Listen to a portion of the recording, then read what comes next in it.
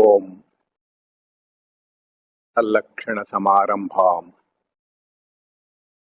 దానందేతి మధ్యమాం అస్మదాచార్య పర్యంతాం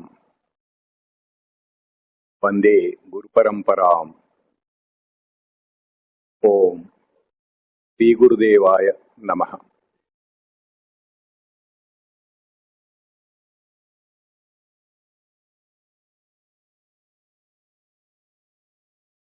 దాంట్లో ఇక అప్డేట్స్ ఉన్నాయి. ఇక్కడ జ్ఞానం అంటే అవేర్నెస్ ఆఫ్ కాన్షియస్నెస్ ని ఇంగ్లీష్లో రాశారు. ముందు నుంచి మనం చెప్పుకుంటున్నాము జ్ఞానం అంటే ఎరుక అని, ఇంగ్లీష్లో అవేర్నెస్ అంటారని. అది ఇప్పుడు ఇంగ్లీష్లో ఇక్కడ అవేర్నెస్ ఆఫ్ కాన్షియస్నెస్ నుంచి అనే లక్షణం ఇటు వస్తుంది కాబట్టి ఆ లక్షణాన్ని యొక్క అవేర్నెస్, అది ఆధారంగా జీవుడు ప్రవర్తిస్తున్నాడు ప్రవృత్తితోటి. అంటే మనకు తెలిసిందే కానీ ఇంకా కొంచెం క్లియర్గా ఇక్కడ రాయటం జరిగింది. ఆ తర్వాత ఇక్కడ కూడా తెలివి అంటే అంత ఇక్కడ నాలుగింటిని కలిపి మనసు, బుద్ధి, చిత్తం, అహంకారం, ఈ నాలుగింటిని కలిపి అంతరింద్రియము అని అంటారు. మామూలుగా ఇంతకుముందు చెప్పే ఉంటాను, బహుశా నాకు గుర్తులేదు చెప్పామో లేదో. కానీ ఇక్కడ జ్ఞానేంద్రియములు, కర్మేంద్రియములు అన్నది చాలా డీటెయిల్డ్గా చెప్పుకున్నాము. జ్ఞానేంద్రియములు బయట వాటిని గ్రహించేవి, కర్మేంద్రియములు మనం వాటితోటి మనం పనులు చేసేవి అన్నది. అట్లాగే ఇక్కడ కూడా ఈ నాలుగింటిని కలిపి ఇక్కడ అంతరింద్రియము అని అంటారు. లోపలుండే ఇంద్రియము అని అర్థం. అంటే దీనికి ఎక్స్ప్లెనేషన్ కూడా మనం చెప్పుకున్నాము. వీటన్నిటి జ్ఞానేంద్రియం నుంచి వచ్చే సిగ్నల్స్ అన్ని మెదడు ద్వారా మనసుకు వస్తాయని, అట్లాగే కర్మేంద్రియాలతోటి ఏదైనా పని చేయాలంటే అది మనసు ద్వారా ఇంద్రియాలకు వెళ్తాయి అని ఇంతకుముందు డీటెయిల్గానే చెప్పుకున్నాము. కాకపోతే దాన్ని అంతరింద్రియము అంటారు అన్నది ఇక్కడ చార్ట్లో కూడా జరిగింది. ఆ తర్వాత ఒకటి, ఇంతకుముందు సచ్చిదానందములు అన్నప్పుడు సత్ అంటే ఉనికి ఉండుట ఒకటి, చైతన్య ప్రకాశ నివాస విచారణ జ్ఞానములు అనేవి చిత్, ఆనంద అనేది ఆనందం. ఈ చైతన్య ప్రకాశ నివాస విచారణ జ్ఞాన ఆనంద లక్షణములు చిదానందములు అని చెప్పుకున్నాము. ఐదింటిని చిత్ అంటారు కాబట్టి చిత్ ఆనంద కలిపి చిదానందములు అని. ఇంతకుముందు సత్ అంటే ఉనికి అన్నది సృష్టికి పూర్వం ఉన్నది, సృష్టిలోనూ ఉంటుంది, సృష్టి లయమైనప్పుడు కూడా ఉంటుంది అని చెప్పుకున్నాము. చిదానందములు కేవలం సృష్టిలో మాత్రమే వస్తాయి అని చెప్పుకున్నాము. అంటే దానికి అర్థం ఏంటంటే కొంచెం క్లారిఫికేషన్. ఇవి కేవలం లక్షణములు కాబట్టి అది సృష్టికి పూర్వం కూడా ఉంటాయి, కానీ వాటికి యాక్టివిటీ ఏమి ఉండదు, ఊరికే జస్ట్ అట్లా ఉంటాయి అంతే. సృష్టి ఉన్నప్పుడే దాన్ని చైతన్యవంతం చేసుకోవటం, అది ప్రకాశింపజేసుకోవటం, ఈ లక్షణాలకి అర్థం అనేది వస్తుంది, యాక్టివిటీ అనేది వస్తుంది. అది సృష్టి లేనప్పుడు దానికి ఏం యాక్టివిటీ ఉండవు, ఊరికే అట్లా డార్మెంట్ స్టేట్లో ఉంటాయి అన్నమాట. అసలు ఉండవు అన్నది కాదు, ఉంటాయి కానీ వాటికి ఏమీ యాక్టివిటీ ఉండదు. సృష్టి ఉన్నప్పుడు మాత్రమే వాటికి యాక్టివిటీ ఉంటుంది. మనం దాన్ని చైతన్యవంతం చేసుకొని నేను ఉన్నాను అని అనుకోవటం, ఇదంతా సృష్టి ఉంటేనే జరుగుతుంది, లేకపోతే నేనే లేను. అలాగే ఆనంద లక్షణం కూడా, అది ఒక చిన్న క్లారిఫికేషన్. తర్వాత పోయిన వారం మనం ఈ జీవుడు, ప్రపంచం అనే వాటికి డెఫినేషన్స్ చెప్పుకున్నాము, నిర్వచనం చెప్పుకున్నాము.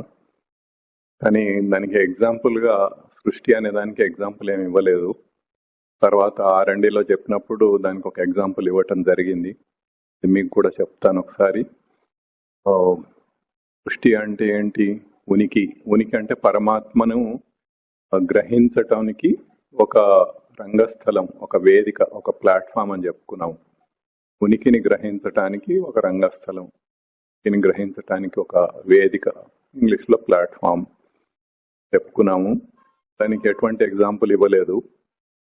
ఒక ఎగ్జాంపుల్ ఏంటంటే, ఒక చిన్న పిల్లవాడు, బహుశా ఒక 3-4 సంవత్సరాల చిన్న పిల్లవాడు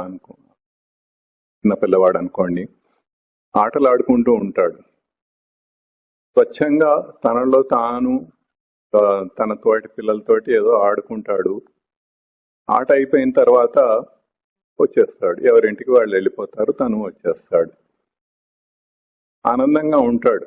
దాంతో ఏమీ ఇంకా వేరే మనసులో ఏం పెట్టుకోడు. అదే వాడు కొంచెం పెద్ద అవుతున్నా కొద్దీ ఏమవుతుంది, స్కూల్లో వేస్తారు, స్కూల్లో పోటీలు అంటారు. ఆ పోటీతత్వం వచ్చేటప్పటికి వాడేదో ఎవడో ఫస్ట్ వస్తాడు, సెకండ్ వస్తాడు.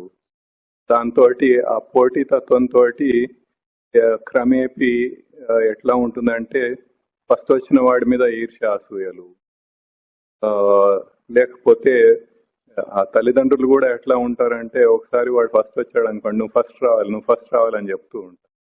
లేకపోయినా కానీ మా పక్కింటి వాడు ఎవడో ఫస్ట్ వచ్చాడు, నువ్వు రావాలి అని వాడికి బోధిస్తూ ఉంటారు అనమాట ఇంట్లో ఊరికే. దాంతో వాడికి మెంటల్గా ఒక టెన్షన్ అనేది బిల్డప్ అవుతూ ఉంటుంది మనసులో. ఆ టెన్షన్ తోటి వాడు నేను ఫస్ట్ రావాలని వెళ్తూ ఉంటాడు. ఒకవేళ వాడు నిజంగా ఫస్ట్ వస్తే ఏమవుతుంది, వాడికి అహంకారం వస్తుంది. ఒకవేళ వాడు రాకపోతే ఏమవుతుంది, అది ఇన్ఫీరియారిటీ కాంప్లెక్స్. నేను రాలేదు, వాడు వచ్చాడు, వాడి మీద ఈర్ష్య, అసూయ. ఇట్లాంటివన్నీ, ఈ భావాలన్నీ ఎందుకు వస్తున్నాయి వాడికి? తల్లిదండ్రులు అట్లా ప్రేరేపిస్తూ ఉండటం వల్ల.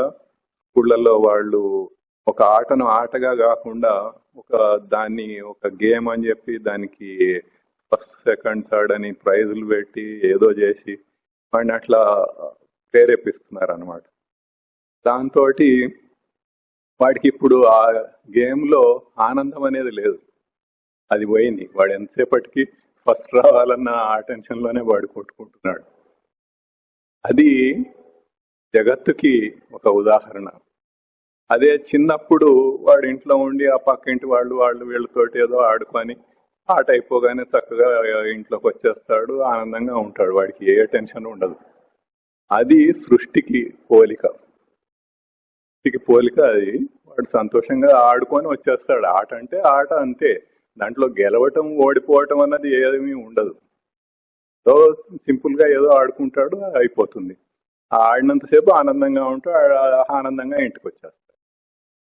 కానీ ఇక్కడ అది గేమ్ చేసేటప్పటికి వాడు ఒక టెన్షన్లో పడిపోతున్నాడు, వాడికి ఆనందం అనేది పోయింది అక్కడ. అది జగత్తుకి పోలిక. జగత్తుకి ఇంకా వేరే చాలా చెప్పుకున్నాము, మొదటి రోజు మనం చెప్పుకున్న అనేక విషయాలు. అట్లా అది ఒక ఉదాహరణ సృష్టికి. అలాగే ప్రపంచానికి కూడా మనం చెప్పుకున్నాము గత వారం. మన దేహంలో ఉన్నాయి కూడా అన్ని పంచభూతాలే అని. ఇదంతా ఆ తర్వాత చివరిలో మనం దేహాత్మ భావం క్లాస్లో చెప్పుకుంటూ ఉండగా అది టైం అయిపోయింది. మళ్ళీ ఒకసారి దాన్ని రివైజ్ చేసుకొని ముందుకెళ్దాం. దేహాత్మ భావం. ఇప్పుడు దేహాత్మ భావం అంటే దేహాన్ని నేను అని అనుకోవటం. మామూలుగా మనం అందరం దేహాన్ని నేను అని అనుకుంటూ ఉంటాం, దేహం నేను కాదని అనుకోం. దానికి ఒక చిన్న ఎగ్జాంపుల్. ఇప్పుడు సీసా ఉందనుకోండి, ఈ నా సీసా అంటే నేను వేరు, సీసా వేరు, నా సీసా. అట్లాగే ఫోన్ ఉంది, ఇది నా ఫోన్ అంటే నేను వేరు, ఫోన్ వేరు. క్లియర్గా అర్థమవుతోంది, స్పష్టంగా తెలుస్తోంది. అట్లాగే ఇప్పుడు నా చెయ్యి అన్నాను అంటే ఈ చెయ్యి నేను కాదు, చెయ్యి వేరు, నేను వేరు. నా కాలు అంటే కాలు నేను వేరు, కాలు వేరు. అదే అర్థం వస్తుంది కదా. మనం కావాలని అట్లాగే మాట్లాడుతున్నాం. అంటే మనకి తెలుసు లోపల అది నేను కాదు అని. అంటే చెయ్యి నేను కాదు, కాలు నేను కాదు. ఇట్లా అనేక అవయవాలు తీసేసినా కానీ నేను ఉంటాను. నేను వేరు, అది వేరు అన్నది ఇంత చిన్న ఉదాహరణలో మనకి అర్థం అవుతుంది.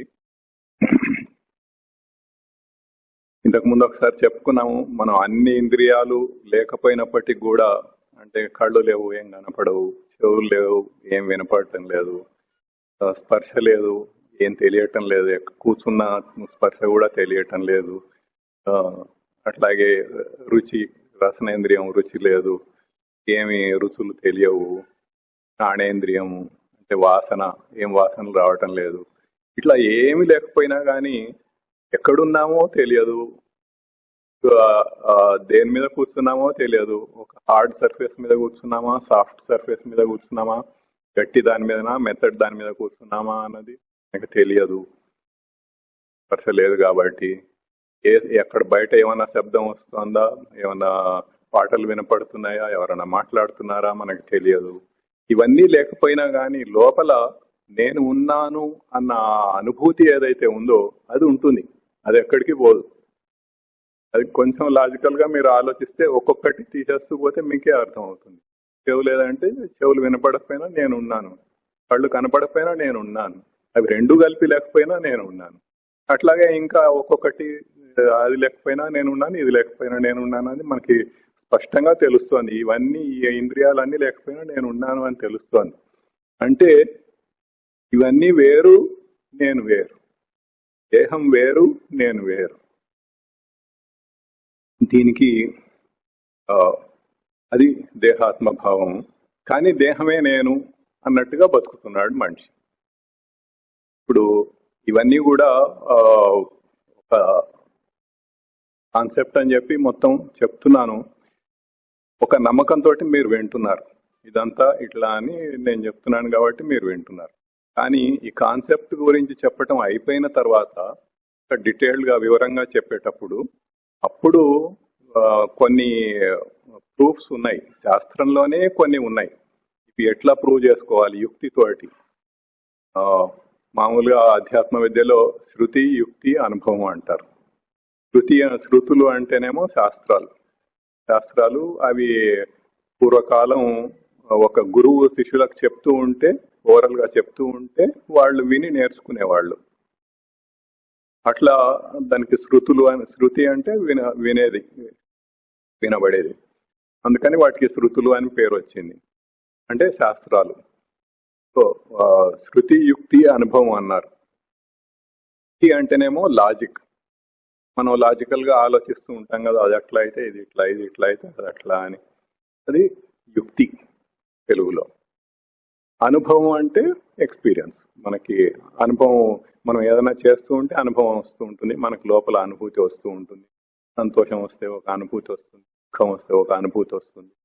ఇట్లా ఎన్నో వాటిల్లో అనుభవాలు మనకి ఎక్స్పీరియన్సెస్ వస్తూనే ఉంటాయి.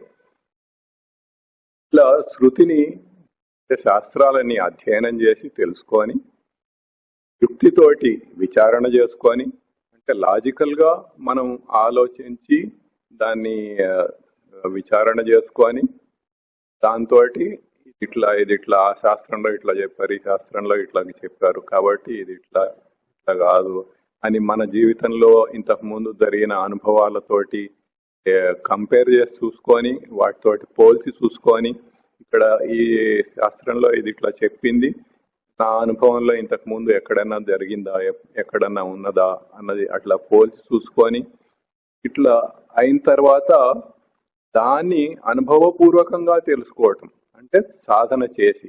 ఇప్పుడు ఇవన్నీ చెప్పుకున్నాము, దీనికి చివరిలో అక్కడ సాధన తెలివి సవరణ అనేది జీవుడి సాధనాంశము అని ఇక్కడ ఒక అంశం ఉంది. ఆ సాధనాంశం గురించి ఇక్కడ చెప్పుకున్నాము. ఆ సాధన అనేది మనం చేయాలి. సాధన ఎట్లా చేయాలనేది తర్వాత వస్తుంది, వీలైతే ఇవాళ లేకపోతే వచ్చే వారం చెప్పబడుతుంది. అది సాధన చేసి దాన్ని ఆచరణలో దాన్ని తెలుసుకొని ఆ అనుభవం అనేది పొందాలి. అనుభవం పొందితే అప్పుడు పూర్ణం అవుతుంది అనమాట. తన స్వంత అనుభవంలో తనకు తెలిస్తే అప్పుడు బాగా దృఢమైపోతుంది. చదివితే ఇప్పుడు చెప్తూ ఉంటే వినటంతో కొంత దాన్ని యుక్తితోటి లాజిక్ తోటి తెలుసుకోవటం, విచారణతోటి తెలుసుకోవటం ఇంకా దృఢం అవుతుంది. ఇంకా అనుభవపూర్వకంగా వస్తే ఇంకా బాగా దృఢం అవుతుంది. దీనికి శాస్త్రంలో చెప్పింది ఏంటంటే శ్రవణ మనన నిధిధ్యాసన అని. శ్రవణం అంటే వినటము, మననం అంటే ఇట్లాగే విచారణ మననం చేసుకుంటూ ఉండటము, తర్వాత నిధిధ్యాసన అంటే ఒక నిశ్చయానికి వచ్చేసి ప్రాక్టికల్ గా అట్లా ఉండటం అన్నమాట. అది చేస్తే అప్పుడు ఎవరికి వాళ్ళ సొంతంగానే దాన్ని దృఢం చేసుకుంటారు. ఈ శాస్త్రాలలో కొన్ని ఉన్నాయి, స్టాండర్డ్ గానే కొన్ని యుక్తులు ఉన్నాయి, కొన్ని పద్ధతులు ఉన్నాయి, కొన్ని ప్రొసీజర్స్. దాంతో ఎవరికి వాళ్ళు దాన్ని దృఢం చేసుకోవచ్చు. నేను చెప్తున్నాను కాబట్టి నమ్మాల్సిన అవసరం లేదు. ఓన్లీ కాన్సెప్చువల్ స్టేజ్ కాబట్టి ఓవరాల్ కాన్సెప్ట్ ఎట్లా ఉంటుంది అని చెప్తున్నాను. డీటెయిలింగ్ లోకి వెళ్ళినప్పుడు మీరు మీ అంతటా మీరే అనుభవాన్ని పొందవచ్చు. అయితే ఇక్కడ దేహాత్మభావం, ఇక్కడ ఆ టాపిక్ ఎందుకు తీసుకున్నామంటే మనం సచ్చిదానంద లక్షణాల గురించి మనం చెప్పుకున్నాము. సత్ చైతన్య ప్రకాశ నివాస విచారణ జ్ఞాన సమృద్ధి ఆనందం అన్నది. ఆ లక్షణాలని మనం తప్పుగా అన్వయం చేసుకుంటే ఏమవుతుంది అన్నది. అసలు ఈ జగత్తు ఇదంతా క్రియేట్ అయిందే దాన్ని తప్పుగా అన్వయం చేసుకోవటం వల్ల. అంటే అది సరిగ్గా తీసుకుంటే ఏముంది అక్కడ చూసుకున్నాం, ప్రవృత్తితో తీసుకుంటే ఎట్లా అవుతుంది అన్నది అదే తప్పుగా అన్వయం చేసుకోవటం. తప్పుగా అన్వయం చేసుకున్నా కానీ అక్కడ ఉండేది సచ్చిదానంద లక్షణములే, మళ్ళీ వేరే ఇంకోటి ఏదో ఉండదు. అయితే దాన్ని కొన్ని ఉదాహరణలతోటి మనం చెప్తాం. ఇప్పుడు దేహాత్మభావం దగ్గరికి వచ్చేటప్పటికి ఆ సత్ అంటే ఉండటం అనే లక్షణాన్ని తీసుకొని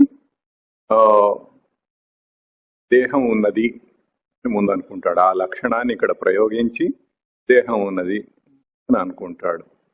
ఆ తర్వాత చైతన్య లక్షణాన్ని తీసుకొని నేను దేహమై ఉన్నాను, నేను దేహంగా ఉన్నాను అని అనుకుంటాడు. అంటే దేహమే నేను అన్న అది. అంటే అక్కడ మనం చైతన్య లక్షణానికి ఏం చెప్పుకున్నాము? నేను ఉన్నాను, ఉండుట, ఉన్నాను అన్నప్పుడు ఆ చైతన్య లక్షణం అని చెప్పుకున్నాం. అది ఇక్కడ తప్పుగా అన్వయం చేసుకొని దేహానికి దాన్ని అన్వయం చేసుకొని, అంటే ఉనికికి సత్ లక్షణానికి అన్వయం చేసుకొని ఉన్నాను అనవలసిన వాడు దేహానికి అన్వయం చేసుకొని నేను దేహంగా ఉన్నాను అని అనుకుంటాడు. అదే నాకు ప్రకాశిస్తోంది. ప్రకాశ లక్షణాన్ని తీసుకొని, ప్రకాశ లక్షణం అంటే తెలియటం, ప్రకాశించటం, తెలియటం. నేను దేహంగానే ప్రకాశింపబడుతోంది, అది ప్రకాశ లక్షణం. తర్వాత నివాస లక్షణాన్ని తీసుకొని దాంట్లోనే ఆ భావంలోనే ఉంటూ ఉంటాడు. ఎప్పటికీ దేహమే నేను అన్న భావంలో ఉంటాడు. దేహం అంటే నేనే. దేహానికి ఏదన్నా అయినా కానీ, కొద్దిగా ఎక్కడన్నా చిన్న ఏదన్నా గాయమై నొప్పిగా ఉన్నా కానీ నాకు నొప్పి అంటాడు. దేహానికి నొప్పి అని అనడు, నాకు నొప్పి అంటాడు. దేహానికి ఏదైనా కానీ దేహానికి టెంపరేచర్ ఎక్కువైంది అనుకోండి, నాకు జ్వరం వచ్చింది అంటాడు. దేహానికి టెంపరేచర్ ఎక్కువైంది అనడు, దేహానికి జ్వరం వచ్చింది అని అనడు, నాకు జ్వరం వచ్చింది అంటాడు. అట్లాగే విచారణ. ఇప్పుడు విచారణలో మనం అక్కడ ఏం చెప్పుకున్నాము? ఏదైనా కానీ సత్ లక్షణం అంటే ఉనికితో పోల్చే విచారణ చేసుకోవాలి. అట్లా విచారణ చేసుకోకుండా దేహంతో పోల్చి విచారణ చేసుకుంటూ ఉంటాడు. అంటే అక్కడికి వెళ్తే దేహానికి అలసట అవుతుంది, ఇక్కడ వెళ్తే ఏదో అవుతుంది. ఏదైనా కానీ దేహంతో పోల్చే చూసుకుంటూ ఉంటాడు. దేహానికి ఆహారం ఎట్లా, తిండి ఎట్లా పెట్టాలి, ఏం చేయాలి, దేహం సుఖంగా ఉండటానికి ఎటువంటి కుర్చీలో కూర్చోవాలి, ఇట్లా ప్రతిదీ ఏ మంచం మీద దేహం సుఖంగా పడుకుంటుంది, ప్రతిదీ దేహాంతో పోల్చే విచారణ చేసుకుంటూ ఉంటాడు. ఆ తర్వాత జ్ఞానం. జ్ఞానం అంటే ఎరుక. అది ప్రకాశం తెలియటం అనేది బాగా దృఢమై నిరంతరంగా అదే ఉంటే అప్పుడు అది ఎరుకగా అవుతుంది. అవేర్నెస్ అంటారు ఇంగ్లీష్లో. ఇప్పుడు అదే అవేర్నెస్ లో ఉంటాడు, నేను దేహమే అన్నట్టుగా. దేహం అంటే నేనేంటే దేహమే అన్న లెవెల్లో ఉంటాడు. ఆ లెవెల్లో ఆ జ్ఞానం అనే లక్షణాన్ని ప్రయోగించి అదే నేను, దృఢంగా అదే నేను అన్నట్టుగా ఉంటాడు. ఇంతవరకు బాగానే ఉంది. ఆ తర్వాత ఆనందం లక్షణానికి వచ్చేటప్పటికి ఇప్పుడు దేహంతో ఆనందం రావాలి. అప్పుడప్పుడు వస్తూ ఉంటుంది, పోతూ ఉంటుంది ఆనందం. నిరంతరంగా ఆనందం ఉండదు. ఇప్పుడు ఉనికి లక్షణంతో ఎప్పుడైతే చెప్పుకున్నాడో అది నిరంతరంగా ఉంటుంది, సమృద్ధిగా ఉంటుంది, నిరంతరంగా ఉంటుంది. కానీ ఈ దేహంతో పోల్చుకొని ఎప్పుడైతే ఈ లక్షణాన్ని అన్వయం చేసి చూసుకున్నాడో అది నిరంతరంగా ఉండదు, సమృద్ధిగాను కాదు. ఆ ఆనందం అనేది, శాశ్వత సుఖం అనేది దేహంతో రాదు. అది అందరికీ తెలిసిన విషయమే. దానికి ఓ రోగం వచ్చిందంటే అక్కడ సుఖం లేదు, పాడు లేదు, కష్టమే ఉంటుంది. అది అందరికీ తెలుసు. ఆ రకంగా ఎంత ప్రయత్నించినా గానీ, దేహంతో సుఖంగా ఉందాము అని ఎంత ప్రయత్నించినా గానీ సుఖం అనేది రాదు అక్కడ. అంటే టెంపరీగా, మొమెంటరీగా, తాత్కాలిక సుఖాలు వస్తూ ఉంటాయి, పోతూ ఉంటాయి, వస్తూ ఉంటాయి, పోతూ ఉంటాయి. కానీ శాశ్వతంగా నిరంతరంగా సుఖం అనేది రాదు అక్కడ. దాంతో ఇప్పుడు ఏమైంది, దేహాన్ని నేను అనుకున్నాడు, దాంతో ఏమో రావాల్సిన ఆనందం అనేది రావటం లేదు. అంటే నేనునే కోల్పోయిన లెవెల్లో ఫీల్ అయిపోతాడు. అది అట్లా అయ్యి మనం మొదటి రోజు చెప్పుకున్నాము, క్వెస్ట్ లోపల ఒక తపన ఉంటుంది అని.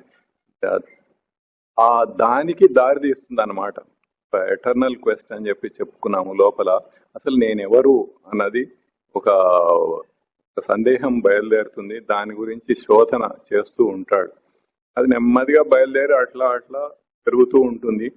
అట్లా ఎన్నో జన్మల తర్వాత ఎవరికి వాళ్ళకే అట్లా నెమ్మదిగా వస్తూ ఉంటుంది.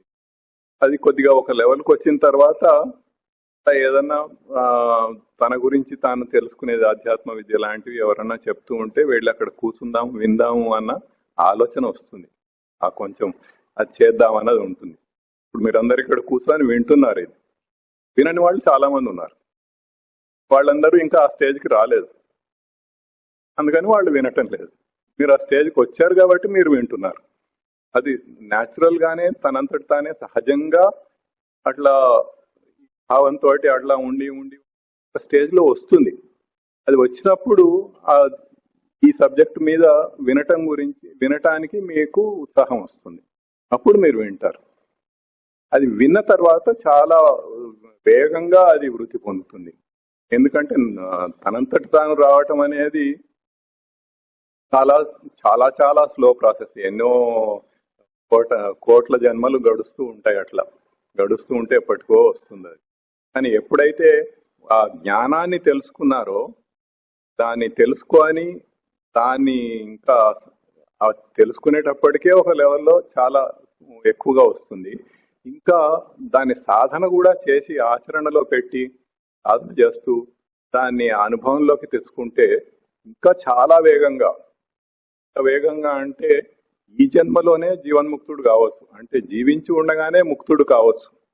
అంత దాకా కూడా చేయగలిగిన పొటెన్షియల్ ఉంది, అంత కెపాసిటీ ఉంది, చేయగలిగినంత సామర్థ్యం ఉంది.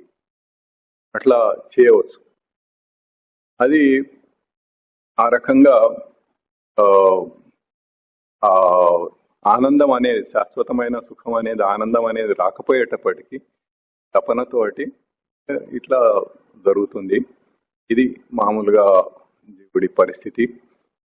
తర్వాత ఇంకొకటి జీవాత్మభావం అనేది చెప్పుకుందాం.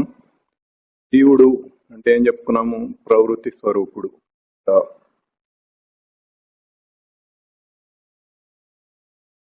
ప్రవృత్తినే తానుగా అనుకునేవాడు. మొట్టమొదటి రోజున దానికి నిర్వచనం కూడా చెప్పుకున్నాము. తనను తాను తప్పుగా గుర్తించుకొని నిజమైన తన స్వరూపాన్ని కాకుండా ప్రవృత్తే తన స్వరూపంగా తీసుకుంటున్నవాడు. ఆ ప్రవృత్తులు ఎట్లా వస్తాయి అన్నది కూడా పోయిన వారం కొంత చెప్పుకున్నాము. అంటే అంతకుముందు చాలా వివరంగా చెప్పుకున్నాము.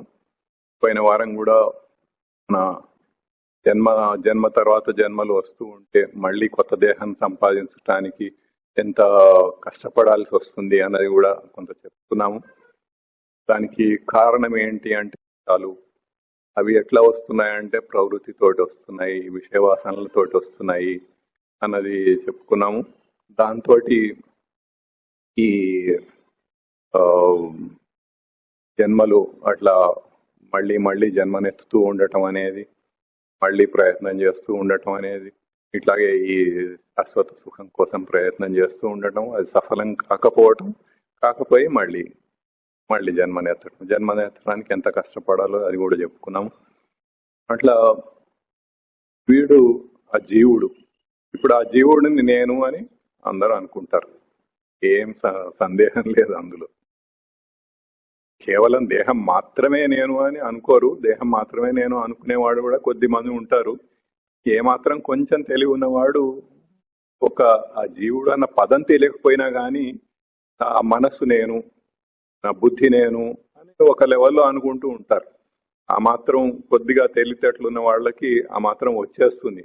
ఎందుకంటే దేహం ఎట్లా ఉన్నా కానీ నేను ఉన్నాను అన్నది తెలిసిపోతూ ఉంటుంది.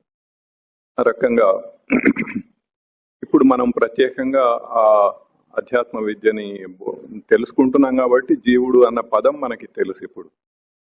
ఇప్పుడు ఆ జీవుడు నేను అనే భావం ఎట్లా వస్తుంది అన్నది ఇది కొన్ని ఉదాహరణలతో చెప్పుకున్నాము.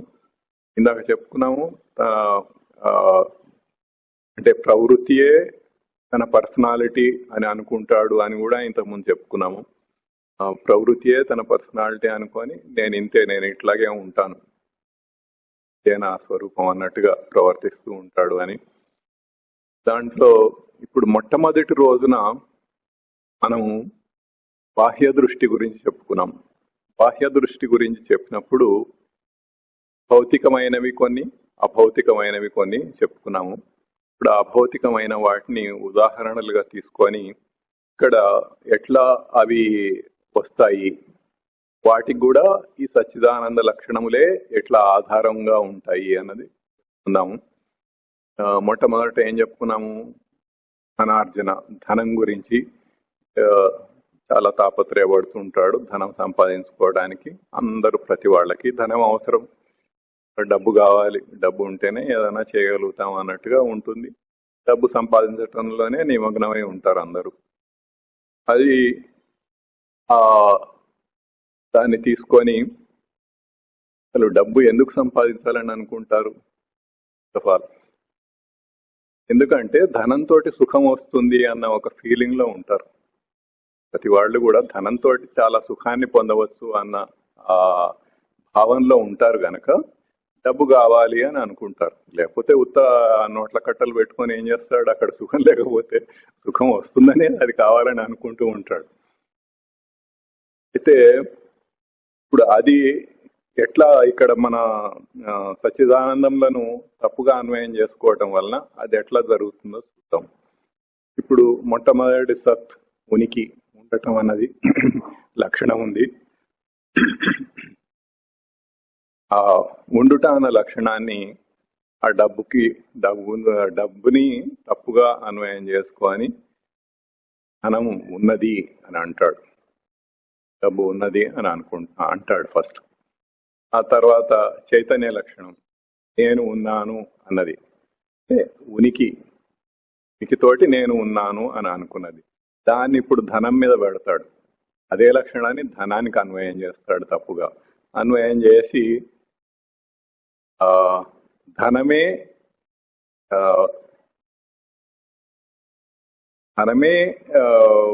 ఉన్నది అన్నట్టుగా, అంటే నేను ఉన్నాను బదులు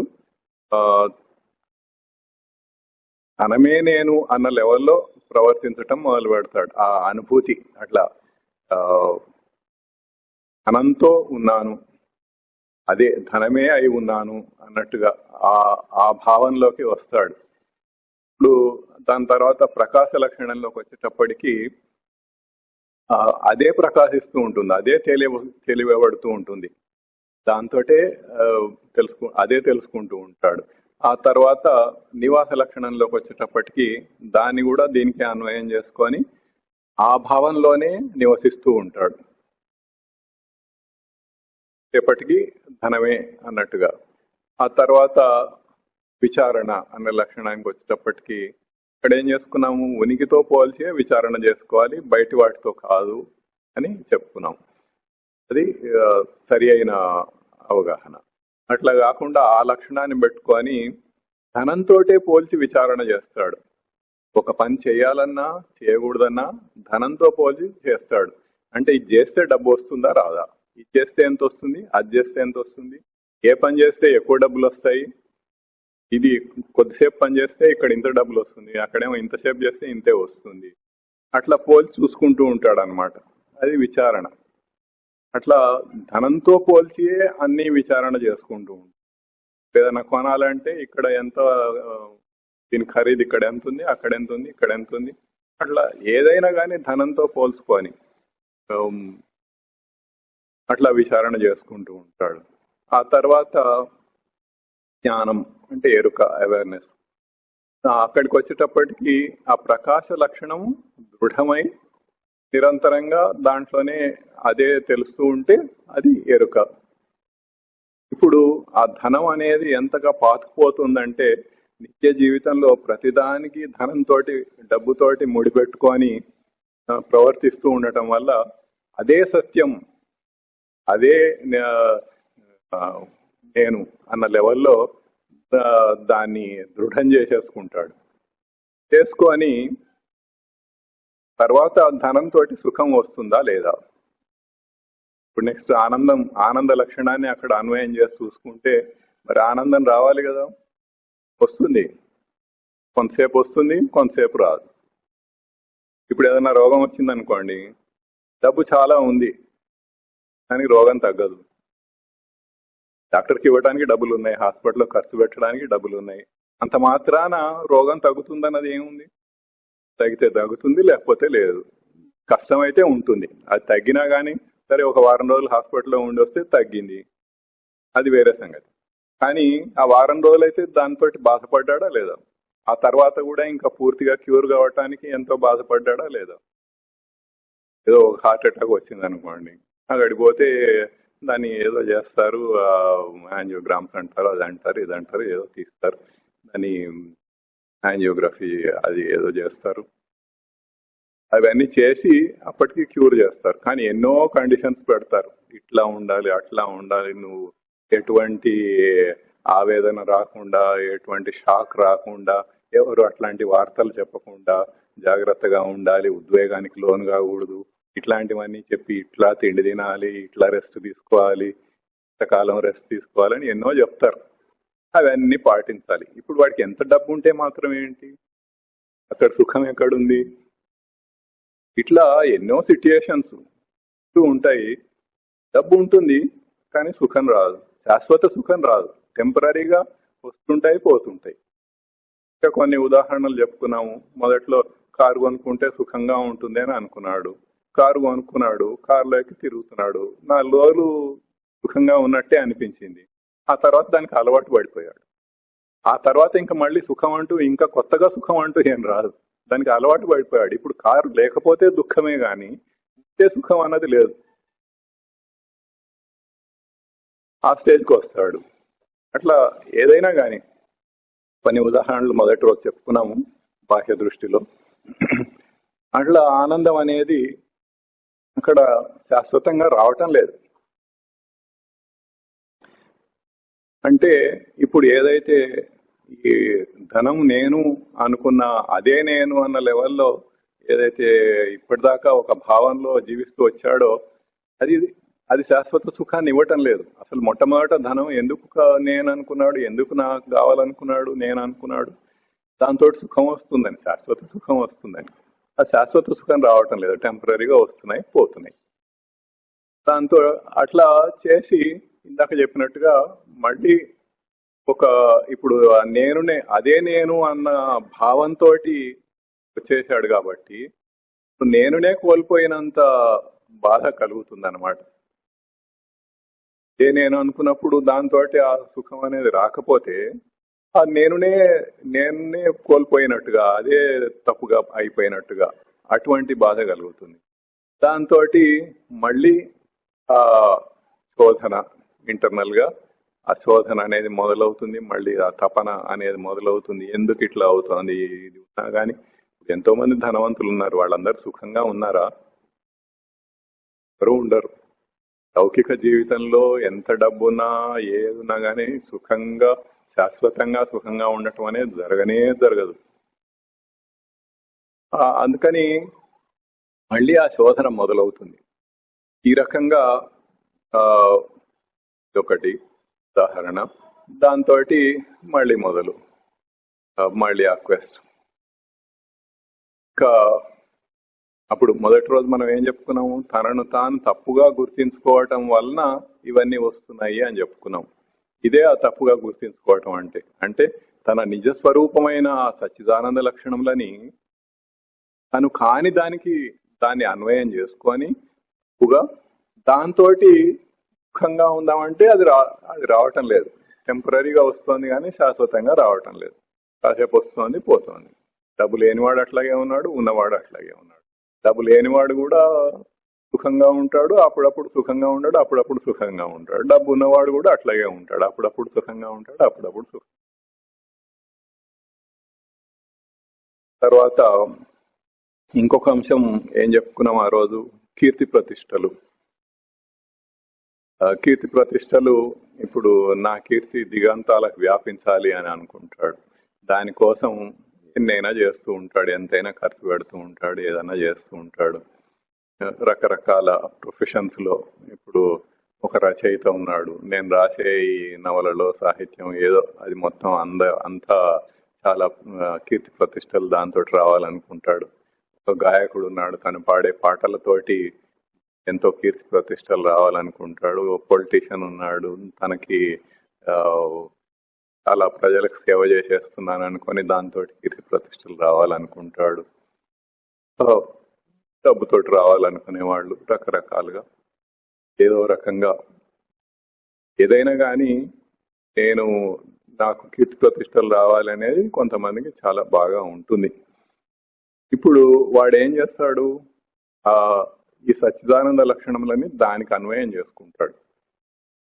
అన్వయం చేసుకొని ఇప్పుడు ఆ కీర్తి ప్రతిష్టలే నేను అన్నట్టుగా ప్రవర్తిస్తూ ఉంటాడు.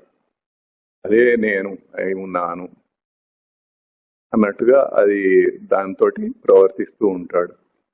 అదే ప్రకాశిస్తూ ఉంటుంది, ఆ భావంతోటే నివసిస్తూ ఉంటాడు, దాంతోటే విచారణ చేసుకుంటాడు. అంటే ఏది చేయాలన్నా కానీ దీంతో నాకు కీర్తి వస్తుందా రాదా,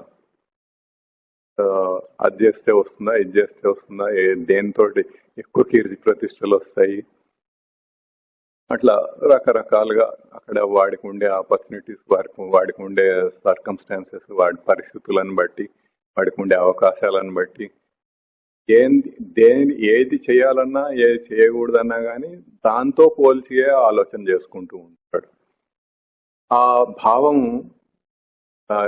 తర్వాత జ్ఞానం, ఎరుక, అవేర్నెస్, ఆ లక్షణం అన్వయం చేసేటప్పటికీ అది బాగా దృఢమై ఉంటుంది. ప్రకాశం అనేది, తెలియట అనేది, దాంట్లోనే నివసించడం, దాంతోటే విచారణ చేసుకోవటం, అదే బాగా దృఢమై ఉంటుంది. ఆ తర్వాత ఇప్పుడు ఆనందం. ఇప్పుడు ఆనందం వచ్చిందా లేదా? అంత కీర్తి ప్రతిష్టలు ఉన్నవాడు ఎవడైనా ఉన్నాడా అసలు ఈ ప్రపంచం? ప్రతివాడు ఏదో కాస్తో కూస్తో సంపాదించవచ్చు. మీ ఊళ్ళో తెలియచ్చు, లేకపోతే మీ డిస్ట్రిక్ట్ లో తెలియచ్చు, మీ జిల్లాలో తెలియచ్చు, మీ దేశంలో తెలియచ్చు. కానీ ప్రపంచం అంతా తెలిసిన వాళ్ళు చాలా కొద్ది మంది ఉంటారు. కానీ వాడికి శాశ్వతంగా ఉంటాయా ఆ కీర్తి ప్రతిష్టలు? ఉండవు. 4 రోజులు ఉంటుంది, నేను తలదన్నేవాడు ఇంకోడు వస్తాడు, మళ్ళీ వాడు అప్పుడంతా ఇంకా వాడు లైమ్ లైట్ లోకి వెళ్ళిపోతాడు, వీడు ఇట్లాగే ఉంటాడు. వీడు నెమ్మదిగా వీడిని అందరూ మర్చిపోతారు. పూర్వం ఎంతమంది హేమీలు, మహానుభావులు, ఎంతమంది రాలేదు, పోలేదు. వాళ్ళందరికీ ఆ కీర్తి ప్రతిష్టలు శాశ్వతంగా ఉన్నాయా? లేవు. ఆ రకంగా ఆ ఆనందం అనేది రావటం లేదు. దాంతో రాకపోయేటప్పటికీ వాడికి మళ్ళీ శోధన, మళ్ళీ ఆ తపన మొదలవుతుంది. అది అట్లా అవుతూనే ఉంటుంది. మళ్ళీ ఎప్పటికో వాడు రియలైజ్ కావాలి, ఇది కాదు, ఇది కరెక్ట్ కాదు అన్నది. అప్పటిదాకా వాడి ఇంటర్నల్ గా ఆ శోధన నడుస్తూనే ఉంటుంది, ఆ క్వెస్ట్ అట్లాగే ఉంటుంది. తర్వాత పవర్, ముఖ్యంగా రాజకీయ నాయకులకి, లీడర్స్ కి, కేవలం రాజకీయ నాయకులే కాకుండా దేంట్లో అయినా కొంత లీడర్షిప్ పొజిషన్స్ లో ఉన్న వాళ్ళకి ఆ పవర్ కాన్షియస్నెస్ అనేది బాగా ఉంటుంది. నేను చాలా పవర్ఫుల్ గా ఉండాలి అని అనుకుంటారు. రాజకీయ నాయకులు అయితే నేను ఈ ఎలక్షన్ లో గెలవాలి, నాకు పవర్ రావాలి, ఆ మినిస్ట్రీ కావాలి, ఈ మినిస్ట్రీ కావాలి అనుకుంటూ ఉంటారు. ఇప్పుడు వాళ్ళకు కూడా ఇవే లక్షణాలని అన్వయం చేసుకుంటే, ఇప్పుడు ఆ పవర్ అనేది ఫస్ట్ సత్ లక్షణం, ఉనికి దానికి ఇచ్చి అది ఉన్నది అంటాడు. ఆ తర్వాత చైతన్య లక్షణాన్ని ఇచ్చి అది నేను అదే అయి ఉన్నాను అన్న లెవెల్లో బతుకుతాడు. అట్లా అనుకుంటాడు. అనుకొని అదే ప్రకాశిస్తూ ఉంటాడు, ఆ భావంలోనే నివసిస్తూ ఉంటాడు. విచారణ దగ్గరకు వచ్చేటప్పటికి ఏం చేయాలన్నా కానీ నేను పవర్లోకి రావాలంటే ఎట్లా, అదొక్కటే వాడి బుర్రలో మెదులుతూ ఉంటుంది ఎల్లప్పుడు. అదే విచారణ నడుస్తూ ఉంటుంది. ఇప్పుడు పొలిటీషియన్స్ చూస్తే మనకి చాలా స్పష్టంగా అర్థమవుతూ ఉంటుంది. పవర్లోకి రావాలంటే ఏం చేయాలి, ఎట్లా చేయాలి, నిరంతరం అదే ఆలోచిస్తూ ఉంటారు. ఎక్కువ ఓట్లు సంపాదించాలంటే ఏం చేయాలి, ఎట్లా చేయాలి, అదే ఆలోచిస్తూ ఉంటారు. అవతల వాడు అపోనెంట్ ఏం చేస్తున్నాడు, వీడేం చేస్తున్నాడు, వాడేం చేస్తున్నాడు, ఇప్పుడు వాళ్ళ మీద నేను గెలవాలంటే నేనేం చేయాలి, నిరంతరం అదే ఆలోచన, అదే కారణ, దాంతో అట్లా ఉంటూ ఉంటాడు.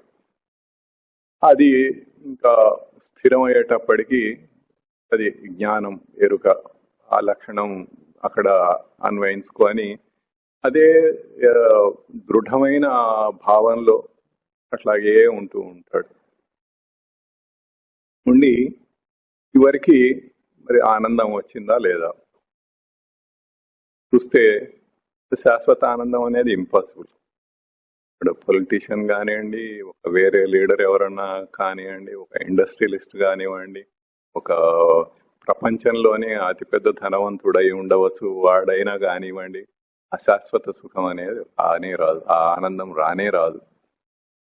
కొంతసేపు వస్తుంది, కొంతసేపు పోతుంది, వస్తుంది, పోతుంది. వాడు ఎంత గొప్ప పొలిటీషియన్ అయినా కానీ, పెద్ద పెద్ద గొప్ప గొప్ప పనులు నేను చేశాను పవర్లో ఉండగా అని అనుకున్నా కానీ మళ్ళీ ఒకసారో 2 సార్లు 3 సార్లు తర్వాత వాడు ఓడిపోతాడు, ఇంకెవడు వస్తాడు.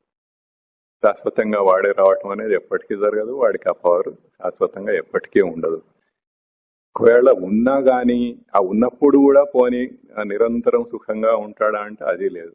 దాని తలనొప్పులు దానికే ఉంటాయి. నిరంతరం ఆ గోలలోనే ఉంటాడు. అది ఎప్పటికీ కూడా ఆ శాశ్వత ఆనందం అనేది లేదు, రానే రాదు. ఆ రకంగా మళ్ళీ వాళ్ళకు కూడా ఆ శోధన మళ్ళీ మొదలవుతుంది. ఆ తపన, ఆ క్వెస్ట్ అనేది, అసలు నేను ఎవరు, ఏంటి, ఇక్కడ ఏం జరుగుతోంది, ఎందుకు ఇట్లా జీవిస్తున్నా, ఎందుకు నేను సుఖంగా ఉండలేకపోతున్నాను అన్నది ఎప్పుడోకప్పుడు ఆ ప్రశ్న వస్తూనే ఉంటుంది. ఆ లోపల ఆ తపన, శోధన నడుస్తూనే ఉంటుంది. తర్వాత సరే అవి పెద్ద పెద్ద కాసేపు పక్కన పెట్టి కొంచెం చిన్న చిన్నవి చెప్పుకుందాం. ఇప్పుడు పోయినసారి ఏం చెప్పుకున్నాం, ఫ్యాషన్స్ అని ఒకటి చెప్పుకున్నాం. చాలా మంది ఫ్యాషనబుల్ గా ఉండాలి అని అనుకుంటూ ఉంటారు. ముఖ్యంగా కొంచెం డబ్బులు ఉన్న వాళ్ళు, కొంచెం మిడిల్ లెవెల్లో ఉన్న వాళ్ళు కూడా, హయ్యర్ లెవెల్లో ఉన్న వాళ్ళకి చాలా ఎక్కువ, మిడిల్ లెవెల్లో ఉన్న వాళ్ళకి కూడా ఒక లెవెల్లో ఫ్యాషనబుల్ గా ఉండాలని అనుకుంటారు. ఏదో అవుట్ డేటెడ్ గా ఎప్పటివో పాత బట్టలు కట్టుకోవడము అట్లాంటివి నచ్చరు ఎవరు. లేటెస్ట్ గా ట్రెండ్ ఏం నడుస్తోంది అదే కావాలి అని అనుకుంటూ ఉంటారు. ఇదంతా మనం క్రియేట్ చేసుకున్నదే, అక్కడ నిజంగా ఏం లేదు అని చెప్పుకున్నాము ఆ రోజు. ఇప్పుడు దానికి ఈ సచ్చిదానంద లక్షణములని దానికి అన్వయం చేసుకుంటే, ఫ్యాషన్ అనేది సత్ లక్షణం ముందు అప్లై చేస్తే దానికి ఉన్నది అని అనుకుంటాడు మొట్టమొదట. ఎందుకంటే అసలు ఫస్ట్ అది ఉన్నది అని అనుకోవాలి కదా. అందరూ ఫ్యాషన్ ఉందని అనుకోరు. చాలా మంది కొంచెం సింపుల్ గా ఉండేవాళ్ళు కూడా ఉంటారు ఎంతో మంది. వాళ్ళు ఆ ఫ్యాషన్ గురించి అసలు పట్టించుకోరు. ఎవడు ఏ ఫ్యాషన్ లో ఉన్నాడు ఏంటి, ఏం కొత్త ఫ్యాషన్లు వస్తున్నాయని అందరేం పట్టించుకోరు. కొంతమందికి చాలా ఎక్కువగా ఉంటుంది, కొంతమంది అసలు పట్టించుకోని లెవెల్లో ఉంటారు, ఇంకా మధ్యస్థంగా కొంతమంది ఉంటారు. ఇప్పుడు అదే నేనై ఉన్నాను అన్న లెవెల్కి తన ఉనికిని దానికి ఇచ్చేస్తాడు. ఇచ్చేసి అదే నేను అన్న ఫ్యాషన్ని, ఆ చైతన్య లక్షణాన్ని అక్కడ అన్వయం చేసుకుంటాడు, తప్పుగా అన్వయం చేసుకొని ఇంకా వాడికి అదే ప్రకాశిస్తూ ఉంటుంది, అదే తెలుస్తూ ఉంటుంది ఆ చైతన్యమే. ఆ తర్వాత దాంట్లోనే నివసిస్తూ ఉంటాడు, నివాస లక్షణాన్ని అప్లై చేసేసి ఎప్పుడు ఆ భావంలోనే అట్లా ఉంటూ ఉండటం. అది ఒక చాలా ముఖ్యమైన విషయం లాగా. ఎంతో మందికి అసలు ఏమాత్రం ఇంపార్టెన్స్ లేని విషయం అది. కొంతమందికి ఏదో ఎప్పుడన్నా కొత్త బట్టలు కనుక్కుంటే కాస్త ఫ్యాషనబుల్ గా ఏదో ఉన్నాయి కొనుక్కుందాం అనుకుంటారు. కొంతమంది నిరంతరం దాని గురించి ఆలోచించే వాళ్ళు ఉంటారు. ఎప్పుడు ఏ పార్టీకి వెళ్ళినా, ఒక పెండ్లికి వెళ్ళినా కానీ, ఇంకా వేరే ఇంకే ఫంక్షన్కి వెళ్ళినా కానీ ఏదో ఒకటి ఫ్యాషనబుల్ గా తయారవ్వాలి, ఫ్యాషనబుల్ గా వెళ్ళాలి. అది బట్టలు కానివ్వండి, అలంకరణ కానివ్వండి, ఇంకోటి కానివ్వండి, ఏదైనా కానీ ప్రతిదీ, నగలు కానివ్వండి, కార్ కానివ్వండి, ఏదైనా అక్కడ ఆ ఫ్యాషనబుల్ అనేది ఆ లేటెస్ట్ మోడల్ అదొకటి. అట్లా అనుకుంటూ దాని గురించే నిరంతరంగా ఆ భావంలో ఉంటూ ఉంటాడు. దాంతోటే విచారణ చేసుకుంటూ ఉంటాడు. ఏదో పార్టీకి వెళ్తాడు, అక్కడ వేరే అందరూ వస్తారు, ఎవడు ఏ ఫ్యాషన్ లో ఉన్నాడు, నేను ఇంకా లేటెస్ట్ ఫ్యాషన్ లో ఉన్నాను కాసేపు ఆనందపడతాడు. లేకపోతే ఇంకెవడో నాకంటే ఎక్కువ ఫ్యాషనబుల్ గా ఉన్నాడని కాసేపు దుఃఖపడతాడు. ఇదే సుఖ దుఃఖాలని అనుభవిస్తూ అదే జీవితం అన్నట్టుగా అట్లా బతుకుతూ ఉంటాడు. అది ఇప్పుడు విచారణ దగ్గరికి వచ్చేటప్పటికి దాని గురించే విచారణ చేసుకుంటూ ఉంటాడు. దాంతో పోల్చి ఇప్పుడు అదేదో కొత్తది వచ్చిందంటే, అప్పుడు చెప్పుకున్నాం ప్యారిస్ లో గంటకి మారుతాయట ఫ్యాషన్లు అని, లేదో నాకు వీడికి తెలియదు కానీ, అయితే దాని గురించే విచారణ. ఇప్పుడు ఆ లేటెస్ట్ అక్కడ ఎక్కడో ఫలానా చోట ఫలానా ఎవరో డిజైనర్ షాప్ ఒకటి ఉంది, అక్కడ ఉందట. వాడికి ఎంత ఖర్చు అయినా సరే అది ఇచ్చేసి అది తెచ్చుకోవడానికి రెడీ, వెళ్ళి తెచ్చుకుంటాడు. వస్తుందా సంతోషం? దాంతోటే విచారణ చేసుకుంటూ అట్లా ఉండి దృఢం చేసుకుంటాడు దాన్ని బాగా. అదే జ్ఞానం, అదే ఎరుక అన్నట్టుగా. లౌకికమైన జ్ఞానం, ఇవన్నీ లౌకికమైన జ్ఞానాలు మనం చెప్పుకుంటున్నవన్నీ కూడా. దాంట్లోనే చాలా జ్ఞానం సంపాదించానని అనుకుంటాడు. డబ్బు సంపాదించటంలో చాలా జ్ఞానం సంపాదించాను అనుకుంటాడు. కీర్తి ప్రతిష్టలు సంపాదించటంలోనే చాలా జ్ఞానం సంపాదించాను అనుకుంటాడు. ఎట్లా దాన్ని ఏం చేస్తే వస్తుంది అన్నది. పవర్ సంపాదించటంలోనే చాలా జ్ఞానం సంపాదించాను అనుకుంటాడు. అట్లాగే వీడు కూడా ఫ్యాషన్స్ లో చాలా జ్ఞానం సంపాదించాను. దాని గురించి ఎన్నో మ్యాగజైన్స్ ఉంటాయి, వాటిలో ఏవో మంచి ఆర్ట్ పేపర్స్ మీద చాలా కాస్ట్లీ మ్యాగజైన్స్ కూడా చాలా ఉంటాయి. అవన్నీ తెచ్చుకుంటారు, ఏదో చేస్తుంటారు, లేటెస్ట్ కావాలి, అట్లా చేస్తూ ఉంటారు. ఎంత చేసినా శాశ్వత సుఖం వస్తుందా దాంట్లో? వెరీ కామన్ సెన్స్, రానే రాదు. అది లేని వాళ్ళు ఎంతో మంది సుఖంగా ఉన్నారు. వీడికంటే ఎక్కువ సుఖంగా ఉండే వాళ్ళు కూడా ఉండొచ్చు చాలా మంది. వీడు దాంట్లోనే పడి కొట్టుకొని ఆ సుఖం శాశ్వతంగా ఎప్పటికీ రానే రాదు. అది తాత్కాలికంగా ఏదో వస్తూ ఉంటుంది, పోతూ ఉంటుంది, ఇంతేగాని ఏముండదు. దాంతో మళ్ళీ ఆ శోధన అనేది మొదలవుతుంది. ఇంటర్నల్ గా ఒక తపన అనేది జరుగుతూ ఉంటుంది. ఆ సుఖం అనేది రాకపోయేటప్పటికీ ఒకటే కాదు, ఇంకా ఏజ్ పెరుగుతున్న కొద్దీ ముసలాళ్ళు అవుతూ ఉంటారు. ఇప్పుడు ముసలాళ్ళు అయిన తర్వాత ఇంకా ఏం ఫ్యాషన్లు పోషిస్తారు అవతల వాళ్ళు, చూసేవాళ్ళు వాడిని చూసి నవ్వుకుంటూ ఉంటారు వెనకాల. ఒకవేళ ముందు నవ్వే ధైర్యం లేకపోయినా వెనకాలన్నా నవ్వుకుంటారు. వీడికి ఆ సుఖం రావటం లేదు అక్కడ. రాకపోయేటప్పటికీ అట్లాగే దాన్ని ఏదో తపన పడుతూ ఉంటాడు చేద్దామని. అది మాత్రం ఎప్పటికీ ఆ శాశ్వత సుఖం రాదు, ఆ ఆనందం రాదు, ఏది రాదు. రాకపోయేటప్పటికి మళ్ళీ శోధన మొదలవుతూ ఉంటుంది.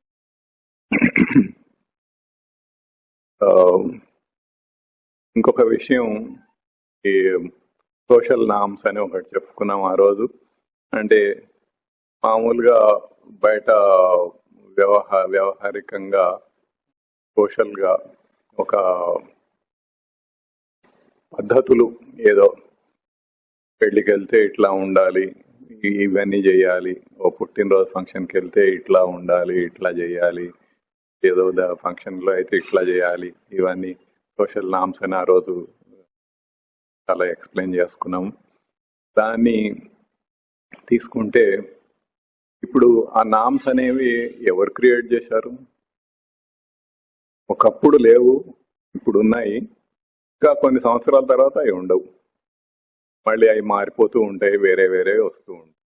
ఎప్పటికీ అవే నామ్స్ అనేవి ఉండవు. అవే నామ్స్ అంటే అవి ఒక ప్రమాణం లాగా, అవే ప్రమాణాలు ఎప్పటికీ ఉండవు.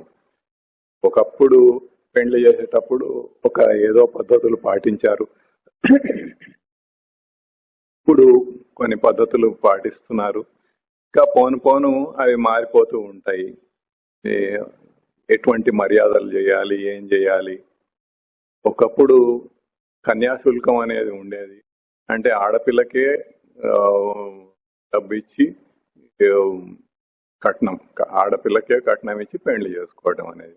దాని తర్వాత వరకట్నం అనేది వచ్చింది. ఇప్పుడు పెళ్లి కొడుకే కట్నం ఇచ్చి పెళ్లి చేసుకోవాలి. ఇప్పుడు పోను పోను అది కూడా పోతోంది.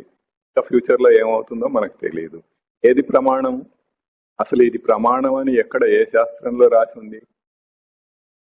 ఒకటి మనుధర్మం అని ఒకటి మను శాస్త్రం ఉంటుంది. దాంట్లో ఇట్లాంటివి కొన్ని రాసి ఉంటాయి అన్నమాట. అంటే ఏ కాలంలో అయినా అక్కడ ధర్మాలు ఏంటి అన్నది, ఏది ధర్మం అది ఎప్పటికప్పుడు మారిపోతూ ఉంటుంది. ఒకప్పుడున్న ధర్మం ఇప్పుడు లేదు, ఇప్పుడున్నది మళ్ళీ ఫ్యూచర్లో ఉండదు. అప్పుడు ఏవో వేరే వాటిని ధర్మాలని అనుకున్నారు, అవన్నీ ఇప్పుడు మనం పరిగణించటం లేదు. ఇప్పుడు వేరే వాటిని మనం ధర్మాలు అనుకుంటున్నాం. మళ్ళీ ఫ్యూచర్లో మళ్ళీ అది పోయి ఇంకోటి ఏదో వస్తుంది. ఈ రకంగా అవి ఒక ప్రమాణం అంటూ లేకుండా అవే మారిపోతూ ఉంటాయి. ఇప్పుడు దాన్ని పట్టుకొని మనం ప్రవర్తిస్తూ ఉంటాము. ఇప్పుడు ఆ రీతి రివాజులు ఏదైతే ఉన్నాయో, ఇది ఇట్లా చేయాలి, దీనికి ఇట్లా చేయాలి, దీనికి ఇట్లా చేయాలి అన్నది, ఎట్లా జీవించాలి, భార్య అంటే ఎట్లా ఉండాలి, భర్త అంటే ఎట్లా ఉండాలి, తండ్రి ఎట్లా ఉండాలి, కొడుకు ఎట్లా ఉండాలి, ఇవన్నీ ధర్మాలు. ఇవన్నీ పూర్వకాలంలో ఎట్లా ఉన్నారో ఇప్పుడు మనం అట్లా ఉంటున్నామా? అప్పుడు భార్యలు ఎట్లా ఉన్నారో ఇప్పుడు ఎట్లా ఉంటున్నారా? అప్పుడు భర్తలు ఎట్లా ఉన్నారో ఇప్పుడు ఉంటున్నారా? అప్పుడు తండ్రులు ఎట్లా ఉన్నారో ఇప్పుడు అట్లా ఉంటున్నారా? లేదు, అన్ని మారిపోతూ ఉన్నాయి. ప్రమాణమే లేదు అక్కడ. దానికి ఎప్పటికప్పుడు మార్చుకుంటూ అదే ప్రమాణం అన్నట్టుగా బతికేస్తూ ఉంటారు. దాన్ని పట్టుకొని ఇప్పుడు తన సత్ లక్షణాన్ని, ఉండటం అనే లక్షణాన్ని దానికి ఇచ్చి ఇది ఉన్నది అంటాడు. ముందు ప్రమాణం ఇది ఉంది, ఇది ఇట్లా చెయ్యాలి అని అంటాడు. ఇప్పుడు నేను అదే అయి ఉన్నాను అన్నట్టుగా జీవిస్తూ ఉంటాడు. అదే నేను అన్నట్టు మన జీవితంలో ఎక్కడెక్కడ ఎట్లా ప్రవర్తించాలో, ఏ ఫంక్షన్లో ఎట్లా ఉండాలో, ఏ దేంట్లో ఎట్లా ఉండాలో, ఉద్యోగంలో ఎట్లా ఉండాలో, భార్యతో ఎట్లా ఉండాలో, భర్తతో ఎట్లా ఉండాలో, తల్లిదండ్రులతో ఎట్లా ఉండాలో, పిల్లలతో ఎట్లా ఉండాలో, ఇది ఒక సోషల్ నామ్. ఇది ఇట్లా ఉండాలి అనుకొని అట్లాగే ప్రవర్తిస్తూ అదే ప్రకాశిస్తూ ఉంటుంది. అంటే అదే తెలియవస్తూ ఉంటుంది. దాన్ని పట్టుకొనే నివాస లక్షణాన్ని అప్లై చేసి దాన్ని పట్టుకొని అట్లాగే నివసిస్తూ ఉంటాడు. ఏ ధర్మం అన్నట్టుగా మొత్తం జీవితం అంతా ఆ నామ్స్ ప్రకారం అట్లా గడిపేస్తూ ఉంటాడు. అట్లా ఇంకా విచారణ దగ్గరకు వచ్చి విచారణ అన్న లక్షణాన్ని అప్లై చేస్తే ఇప్పుడు దాంతోటే, అంటే ఆ నామ్స్ ఏవైతే ఉన్నాయని అనుకుంటున్నాడో దాంతో పోల్చే విచారణ చేసుకుంటూ ఉంటాడు. ఇప్పుడు తనకి ఎంత ఒంట్లో బాగలేకపోయినా కానీ చాలా దగ్గరి వాళ్ళది పెళ్లి జరుగుతోంది. మరి లేకపోతే నేను వెళ్ళకపోతే ఎట్లాగైనా వెళ్ళాల్సిందే, వెళ్ళక తప్పదు అని అనుకునే వాళ్ళు అది అట్లా వెళ్తూనే ఉంటారు. ఎంత అనారోగ్యంగా ఉన్నా కానీ మరి దగ్గర వాళ్ళ పెళ్లి అంటే వెళ్ళక తప్పదు కదా అని వెళ్తారు. అదే ఇంకొకళ్ళు ఏమనుకుంటారు, ఆరోగ్యం బాగాలేనప్పుడు ఏంటి దగ్గర వాళ్ళు అయితే ఏంటి, ఎవరైతే ఏంటి అని అనుకునే వాళ్ళు వాళ్ళ లోకంలో వాళ్ళు ఉంటారు. ఇంకొకటి అనుకుంటాడు, ఇంకా మధ్యస్థంగా ఉండే వాళ్ళు ఉంటారు. ఇట్లా రకరకాలుగా ఎవరికి వాళ్ళ ఒక ప్రమాణం, వాడి ప్రవృత్తిని బట్టి వాడొక ప్రమాణాన్ని ఏర్పరచుకుంటాడు. పరుచుకొని అట్లాగే దాంతోటే విచారణ చేసుకుంటూ ఉంటాడు, అట్లాగే ప్రవర్తిస్తూ ఉంటాడు. ఇప్పుడు అట్లా చేసి అదొకటి ఒక దృఢమైపోతుంది. మనం ఏదైతే చెప్పుకున్నామో 2-3 సార్లు పర్సనాలిటీ అని, ప్రవృత్తిని పట్టుకొని అదే నా పర్సనాలిటీ, నేను ఇట్లాగే ఉంటాను అనుకునే వాళ్ళు అది అట్లాగే నేను ఇట్లాగే ఉంటానని అనుకొని అట్లాగే ఉంటూ ఉంటారు, ఎంత కష్టమైనా ఏదైనా కానీ. ఇప్పుడు దాంతో ఫైనల్ గా శాశ్వత సుఖం వచ్చిందా, ఆనందం వచ్చిందా? అది రానే రాదు. దానికోసం ఎంత కష్టపడ్డా కానీ, కష్టపడి అన్ని పెళ్లిళ్లకు వెళ్ళినా కానీ ఈవిడ ప్రతి పెళ్లికి వస్తుంది అని అనుకుంటారు, అంతే తప్ప ఏమైపోతుంది అట్లా అనుకుంటుంటారు. అంతేగాని దాంతో ఒక శాశ్వత సుఖం అనేది రావటము, నిరంతరం ఆనందంగా ఉండగలగటం అనేది జరగదు. కానీ మన జీవితం మొత్తం కూడా అనేక అంశాలలో ఒక ప్రమాణం, ఇది ప్రమాణం అని అనుకొని ఆ ప్రమాణంతో మనం బతుకుతున్నాం, అదే ధర్మం అనుకొని అట్లా ప్రవర్తిస్తున్నాం. కానీ అంతా చేసి కూడా ఆ ఆనందం ఎక్కడుంది, రావటం లేదు. రాకపోయేటప్పటికి ఏమిటి, ఫైనల్ గా జీవితం అంతా గడిపాము, జీవితం అయిపోవచ్చింది. ఇప్పుడన్నా ఆలోచన వస్తుంది కదా, మరి ఎందుకు నాకు ఆ సుఖం రావటం లేదు? రాని వాళ్ళు కూడా ఉంటారు అట్లాగే, కొన్ని కోట్ల జన్మలు అయిపోయిన తర్వాత ఎప్పటికో వస్తుంది. అది వచ్చినప్పుడు ఒక శోధన అనేది మొదలవుతుంది. ఎందుకు ఇట్లా జరుగుతుంది, ఎందుకు నాకు రావటం లేదు? అదే నేను అనుకున్నవాడు నేను కోల్పోయినంత ఫీలింగ్ వచ్చేస్తుంది వాడికి, అది రావటం లేదు. దాంతో మళ్ళీ ఆ తపన, శోధన, ఇంటర్నల్ గా ఒక నిరంతరంగా ఒక శోధన జరుగుతూ ఉంటుంది. మళ్ళీ ఈ జన్మ నుంచి నెక్స్ట్ జన్మకి క్యారీ అవుతూ ఉంటుంది. అది తన ప్రవృత్తిని, వాసనలను ఎట్లా అయితే తీసుకొని వెళ్తూ ఉంటాడో మళ్ళీ తర్వాత జన్మకి అట్లాగే ఇది తీసుకొని వెళ్తాడు. ఆ వాసనలతోటి ఇదే ధర్మం అనుకొని దాంతోటే ఉన్నాడు కాబట్టి అవే వాసనలు వాటితో ఈ దేహం వదిలిపెట్టి వెళ్ళినప్పుడు కూడా అట్లాగే వస్తాయి. దాన్ని పట్టుకొని అట్లా మళ్ళీ ఎంతో కష్టపడి ఇంకొక దేహాన్ని సంపాదించడానికి ప్రయత్నిస్తాడు, సంపాదిస్తాడు, మళ్ళీ బతుకుతాడు. ఆ వాసనలతోటే బతుకుతూ ఉంటాడు. ఇక్కడ వాసనలు అన్నది ఇంతకుముందు చెప్తున్నాము, కానీ క్లియర్ గా అర్థమైందో లేదో. ఇప్పుడు మనం అక్కడ ఏదో ఒక ఐస్ క్రీమ్ ఉదాహరణ తీసుకొని చెప్పాము, అంటే ఐస్ క్రీమ్ తింటే సుఖంగా ఉంది అనుకొని ఆ వాసన పట్టుకొని వెళ్తాడు అన్నట్టు అది ఉంటుందని. కానీ ఇక్కడ గమనించాల్సిన విషయం ఏంటంటే కేవలం ఒక ఐస్ క్రీమ్ అన్నది పట్టుకొని, ఆ వాసన అన్నది పట్టుకొని వెళ్ళడు. అది వాసన అనేది ఒక జనరిక్ టర్మ్. ఒక ఐస్ క్రీమ్ కి ఒక వాసనను, ఇంకొక గులాబ్ జామ్ కి ఇంకో వాసన, అట్లా ఒక్కొక్క దానికి ఒక వాసన ఉండదు. ఇక్కడ మనం విషయాలలో ప్రవర్తించేటప్పుడు దేనికది అట్లా ఉంటాయి. కానీ ఒక వాసన రూపంలో చూస్తే ఇవన్నీ కొన్ని కలిపి ఒక గ్రూప్ అన్ని కలిపి ఒక వాసన లాగా ఉంటుంది. అంటే ఇప్పుడు తిండి అందు సుఖాన్ని అనుభవించేవాడు ఒకడు ఉంటాడు. ఆ తిండి అందు సుఖం అనుభవించేవాడికి అక్కడ ఐస్ క్రీమ్ మీద సుఖం ఉంటుంది, గులాబ్ జామ్ మీద సుఖం ఉంటుంది, ఇంకోటి ఏదో తిన్నా, ఏ తిండిలో అయినా కానీ వాడికి ఏదో ప్రిఫరెన్సెస్ ఉంటాయి. దాంతో ఆ వాసన క్రియేట్ అవుతూ ఉంటుంది. అది ఓవరాల్ గా ఒక జనరిక్ గా ఒక వాసన క్రియేట్ అవుతుంది, కానీ ఒక పర్టికులర్ ఐటమ్ అని కాదు. ఎందుకంటే ఇప్పుడు ఈ జన్మలో ఇప్పుడు ఐస్ క్రీమ్ ఉంది అక్కడ, ఇప్పుడు తిన్నాడు.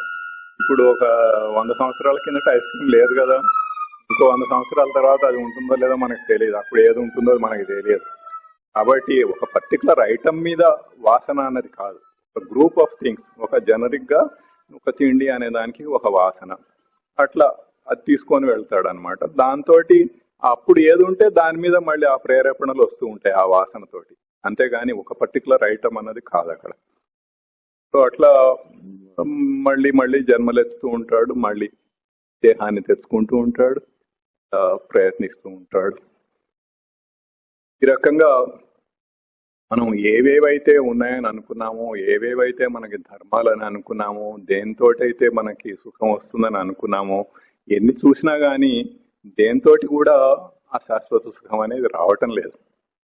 అది అక్కడ గమనించాల్సిన విషయం. అంటే ఇక్కడ ఏం చేస్తున్నాడు, ఆ సచ్చిదానంద లక్షణములని తప్పుగా అన్వయం చేసుకొని కేవలమైన ఉనికి ఉండుట అన్న దాని మీద అన్వయం చేసుకోవాల్సిన, అప్లై చేయాల్సిన ఆ లక్షణాలని లౌకికమైన ఎన్నో వాటి మీద వాటిని అన్వయం చేసుకొని, అవన్నీ తప్పుగా అక్కడ అన్వయం చేసుకొని దాంతో సుఖం రావాలని ప్రయత్నించటం, అది రాకపోవటం, దాంతో మళ్ళీ మళ్ళీ మళ్ళీ మళ్ళీ ఇంకా ఇంకా ప్రయత్నించి ఆ శోధన మొదలవుతుంది. అట్లా చేస్తూ ఉంటాడు, ప్రయత్నిస్తూ ఉంటాడు.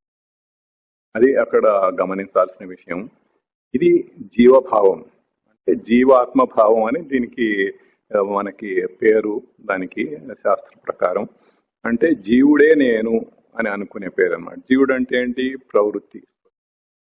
ఆ ప్రవృత్తియే నేను అని అనుకొని ఇట్లా ఒక ప్రవృత్తిని దృఢంగా చేసుకుంటూ చేసుకుంటూ అదే ప్రవృత్తితోటి అట్లా ప్రవర్తిస్తూ అదే నేను అనుకొని ప్రవర్తించటం. అది ఇది కూడా సరి అయినది కాదు అని ఇప్పుడు మనం అర్థం చేసుకున్నాము ఈ ఎగ్జాంపుల్స్ అన్నిటి ద్వారా. అది దృష్టిలో పెట్టుకోవాలి. దేహం నేను కాదు, ఈ ప్రవృత్తి కూడా నేను కాదు, ముఖ్యమైన విషయం. వేరే విషయాలు మళ్ళీ వచ్చే వారం చెప్పుకుందాం. ఓం తత్ సత్. ఓం గురుర్ బ్రహ్మ గురుర్ విష్ణు గురుర్ దేవో మహేశ్వర గురు సాక్షాత్ పరం బ్రహ్మ తస్మై శ్రీ గురవే నమః.